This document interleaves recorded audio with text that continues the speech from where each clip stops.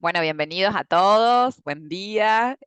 Bueno, esta es la cuarta charla online que organizamos con Fabia, la tercera en inglés, porque la tercera fue en francés y esta es la cuarta, la cuarta en inglés, porque ella también habla francés por su familia. Así que bueno, estas charlas están organizadas por la Dirección de Plurilingüismo, son virtuales, gratuitas y abiertas para todos los docentes de inglés y estudiantes avanzados de la provincia. Hoy nos acompaña Débora Schulman de la Secretaría de Educación del Ministerio de Capital Humano.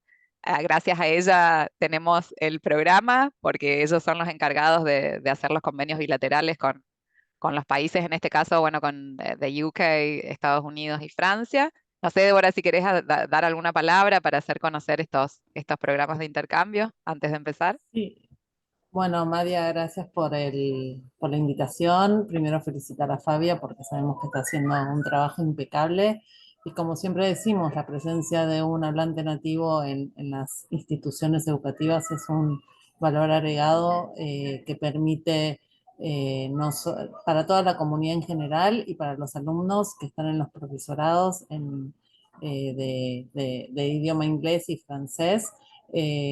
Poder interactuar con un hablante nativo y muchas veces es un plus porque sirve también para fomentar a los argentinos también a viajar, ya sea como vos dijiste a Francia, Reino Unido y a Estados Unidos, también a tener una experiencia inmersiva en el idioma. Así que apoyamos, alentamos todas estas acciones que visibilizan el programa a través del campus Argentina Global. Desde nuestro lado pueden ver las convocatorias que se abren anualmente, así que gracias por invitarnos a este espacio y los felicitamos también a ustedes como ministerio y como dirección por todo el trabajo que están haciendo, que es impecable. Bueno, muchas gracias, Débora. Así que bueno, si tenemos profes de inglés, si hay alguno de francés por ahí, los invitamos a ver el campus global donde están todas las becas. Gracias a estas becas bilaterales, nosotros los docentes de inglés podemos viajar tanto a UK o a Estados Unidos. Así que bueno, les invito a que se informen, así como nosotros recibimos a Fabia, nosotros podemos ir. De hecho, ahora está yendo uno de los chicos a Francia y otra chica a UK. Así que bueno, Fabia, ahí arranco con tu presentación y comenzamos. Si querés dar una breve presentación sobre vos. Hello, everyone. I hope you're having a good morning. So, for those of you who don't know me, I'm Fabia.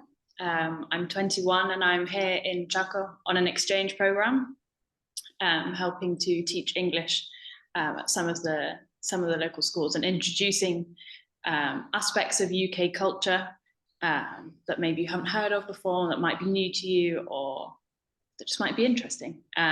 So this talk is going to be about social media and networking in the UK, kind of the types of social media that we use, how we use it, what we use it for. And yeah, it's just going to be a nice presentation, hoping that I can learn from you guys as well. What do you use here that we might not use? Are there any similarities or any differences?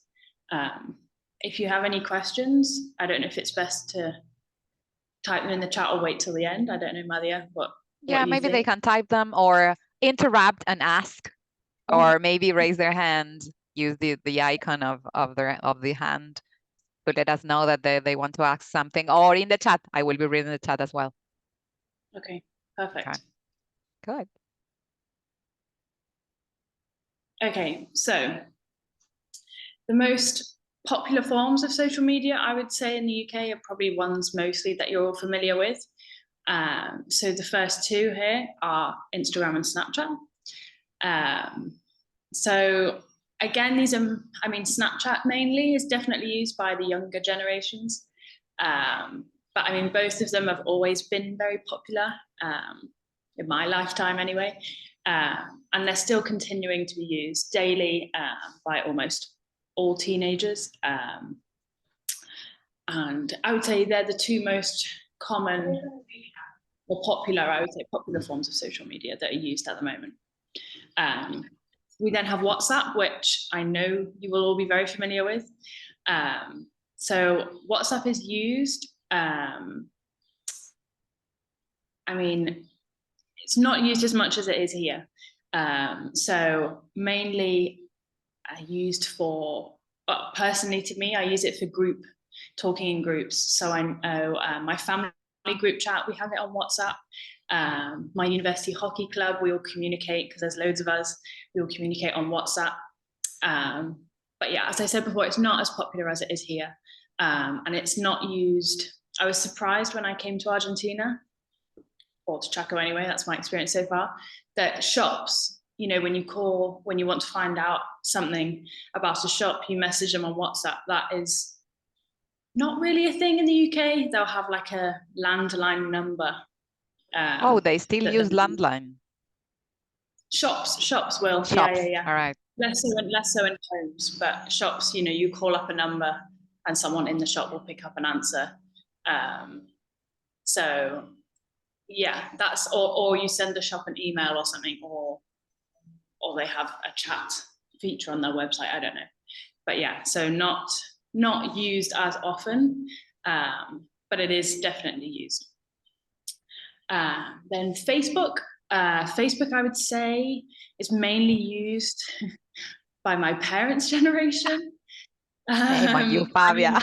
I mean, me and a lot of my friends, we all have Facebook.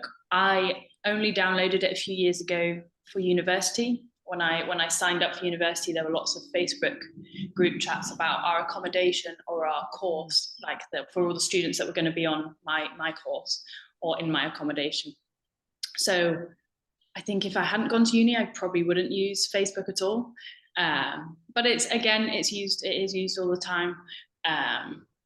But yeah, I wouldn't say necessarily it's used to communicate more. It's a bit more like Instagram, maybe. It's for posting things and stuff like that.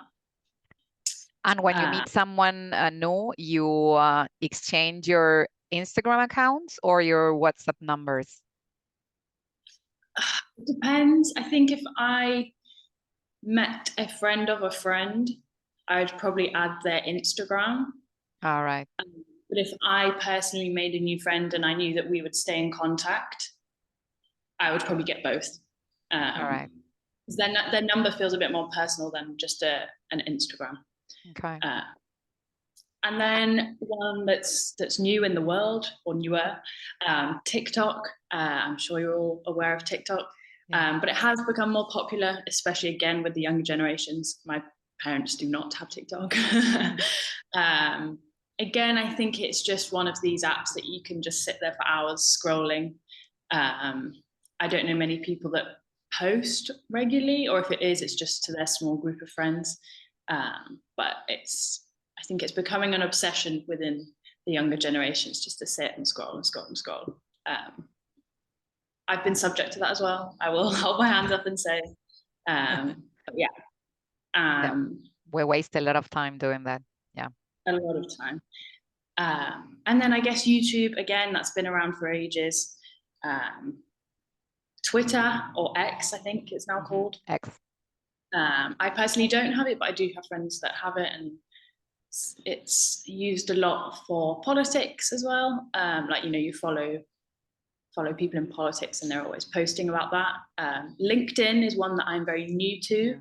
I don't know if you know what LinkedIn is, but it's kind of like a Facebook, but it's where it's kind of you put up your CV in a way. You post all about you, so your education, your jobs, your skills, and it's a platform used so that people can look for jobs or look to hire people who they believe would be good in their job. If, for example, I'm applying for a job, the boss might look on my LinkedIn to see, you know, if it matches my physical resume, my physical CV that I give them. So actually in the last few weeks, I have started to sort of build up my LinkedIn profile because I'm aware that I'm graduating next year, and I don't want to leave it all to the last minute. But that's not a very fun social media. That's just it's a professional one, right? Yeah, it's professional, right? Yeah. And here, you might hear some people saying LinkedIn. Please don't, because that's Nobody will understand what you're saying because everybody says, here they say, tengo una cuenta en LinkedIn. Well, can you pronounce it again, please? LinkedIn. LinkedIn. Okay, so LinkedIn, if you say it, and you build up a profile. All right. So here, maybe you can ask them questions to see if they have any or... Yeah, so, I mean, you can talk or put in the chat if you want. I guess talking is probably quicker. If you use any of these, if you hadn't heard of any of these, what's most popular for you? What's most popular for your friends and family? I don't know. I'm interested. Okay, so let's see. Hernan, maybe you can speak. I didn't. Or Noel, Caro, someone. Okay, I guess it's exactly the same. I'm not sure if teenagers here use Snapchat, still use it or not. It was very popular a few years back, but I'm not sure they are still using it. Of course, Instagram. Shops use it as well. So here it's very popular to buy stuff through Instagram. And as you said, probably the most popular one is WhatsApp. Shops have it, we have it, everybody communicates through it. It's free of charge. We can send recordings, photographs. So it's very useful. And as you said, Facebook is used by older generations. So probably my age, I'm 44, so probably people my age would have Facebook and older people, but younger generations don't use it anymore, of course. And I guess we get informed through X, Twitter. Many of us have information, we are informed through it. And TikTok, yeah, I guess younger generations as well. And I've seen many people wasting their time just scrolling and watching videos, not posting, but yes, spending lots of time scrolling. Yeah. I don't know if the other ones, teachers, any comments? Nahuel Gonzalez, I saw that you, okay. Hi there. Hi, we can't hear you. Okay, all right. What about the other teachers? Make the most of Fabia's talk. She's here. Ask questions, comment on things. Nahuel is trying to connect. Okay, no worries. In the meantime, maybe we can go on. Okay, so most popular forms of social media, I guess it's exactly the same in Argentina. Probably Snapchat. I'm not sure about Snapchat, but the other ones are exactly the same.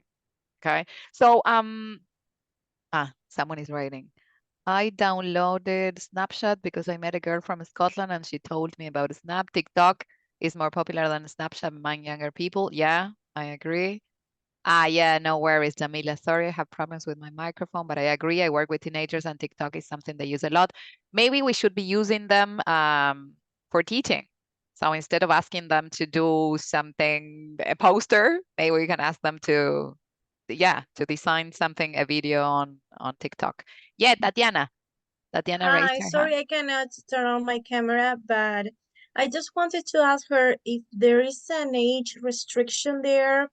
I mean, sometimes we see here very young children with their own phones here in Argentina, and sometimes that's a problem, especially for teachers and for their development too. But I mean, what is the parents' view in her country related to young children having their own phones, or of what age they usually receive their phones, their mobile phones?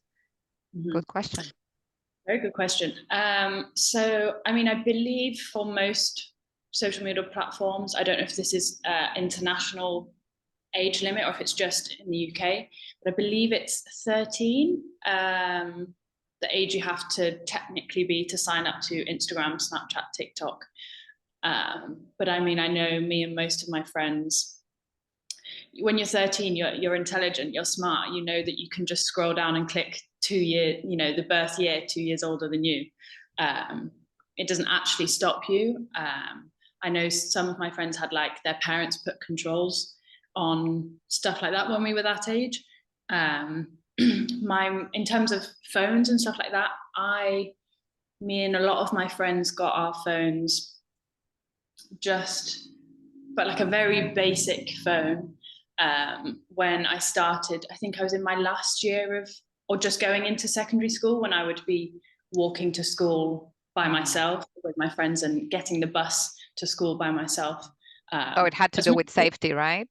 Yeah, more of a safety thing, you know, giving me that independence, but also then, I guess, my parents being responsible, and, you know, you learn at that age safety and all of that. So in terms of phones, I was probably, 11 or 12 maybe when I got my first phone. And then social media, my parents made me wait until I was 13, I think. But yeah, I mean, every parent has different views on it, I guess. But I think now there are more restrictions. I think YouTube as well now you can set up a family, I don't know what it's called, but I don't think that some exists. filters. Yeah, stuff like that, and Netflix has it as well. So all right. There are more safety things now, I think. Yeah. Great, thank you. Yes, it's up to parents, I think. But I just wanted to know if they might be more aware of the dangers of letting young children have unlimited access to these platforms and apps. Yeah. But we are all struggling. Actually, there are huge issues with gambling in kids. So yeah. Exactly. Yeah, exactly. And what about the use of phones at school? Because here now some schools are opting for not allowing children to take their phones to school, while sometimes we teachers are told to try to innovate and to include technology in class. So that's another issue, because we have to know how to balance the use of technology in class and how they can be also a source of distraction. And well, some schools have decided not to allow their students to take their phones to school, but I don't know if there is any kind of restrictions there regarding these, or can anyone take those? Yeah, I mean, so in my last year of primary school, that's when I got my phone. And I think, as many of my classmates, my friends, it was a security thing. So when we went into school, the school had a policy that we were allowed phones to take to school for safety reasons, but as soon as we got into our classroom, they went into like a basket. The teacher would take our phones, put them in a basket and lock them away until the end of the day, and then we'd give them back. That was in primary school. Secondary school, I mean, I think there was a constant battle with the teachers about what to do with phones. We were allowed to have them, again, for safety reasons. I think my school operated on a warning basis. So if you had your phone out, you'd get a warning, put that away. But they were allowed to confiscate your phone for the day, for the lesson, whatever, depended on the teacher. If you kept getting it out. So the rule was, I think in most secondary schools, you're allowed to have your phone, but it should be in your bag. It should be turned off on silent. It shouldn't be out, and you shouldn't be using it. Again, sometimes the teachers would say, oh, okay, you're allowed to use your phones for this. You need to research.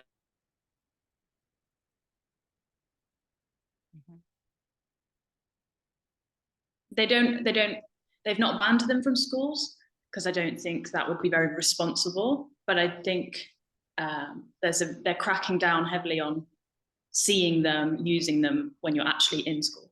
Yeah. All right. Thank you. Yeah. Yeah, it's a thing, because we are told to teach digital skills, but at the same time, some schools ban them. So yeah, it's hard to work like that. You don't know what to do. Yeah, I mean, some schools in the UK, mainly private schools, are introducing school iPads that parents have to pay for the year, or I don't know. So that's what's being used. They have school controls on them. So you're allowed technology to do research without getting your phone out, because obviously you have control over your phone. The teachers could say, go and Google something. You could just be in the back you know, going on TikTok, on Instagram. So they're now trying to introduce more, if you need to do research, they'll take you to a room full of computers, or they have these other measures. Yeah. Okay. Well, there are some messages. Noelia, hi there. I use TikTok. It is one of the most popular nowadays. I try to show them that they can learn a lot of useful things if they don't want to read. Here in Argentina, the use of phones for children is very common. Parents give their phones to children at a very young age. Yeah, same things with apps. And I don't think they control as much as they should. Yeah, I totally agree with Jamil. Yeah, it is not very responsible from my point of view. Yeah. Yeah, you can see children who are probably 2 with their phones playing, and yeah. Then Nico, TikTok has many tutorials, as dance, makeup, cooking, serious books. Yeah, totally. For the famous challenges, some are suitable and others are dangerous, so control and care adults is necessary. I have them all. Nahuel has them all. Snapchat. Okay, it's still used because I wasn't sure about Snapchat. I'm not that young, so of course I didn't know that. Okay, and I think the less use is Facebook, and I don't use it, just my mom or other people. Yeah, of course no. It's for grown-ups. All right. Okay, good. So let's continue with messaging and calling. Yeah, so I mean, as I said before, in the UK, most people communicate via the messaging service on their phone, so Google Message or iMessage, and you know, messaging or calling as well. But again, as I said, many people will use WhatsApp in groups. You can send photos, you can record audios. It is just very convenient. And you know, if you're in a group with people from all over the world, again, it's the best place because it's free. It just runs off Wi-Fi. You don't need to have the same number as someone else. You don't need to be in the same country without being charged. FaceTime or WhatsApp video is also very common. I mean, growing up, I always had family in France, so I'm half French. So all of my dad's parents and all of his siblings, and then their children, they all live in France. So growing up, that was very important for us as a family. You know, having WhatsApp or FaceTime just to communicate with them face to face. You know, you see people, you can chat. It's nicer when you don't see them as often. This year as well, I've used it a lot. So before coming to Argentina, I spent 5 months in the south of France studying at university. So again, I was away, so I'd use it a lot to call my parents, my sisters, my friends.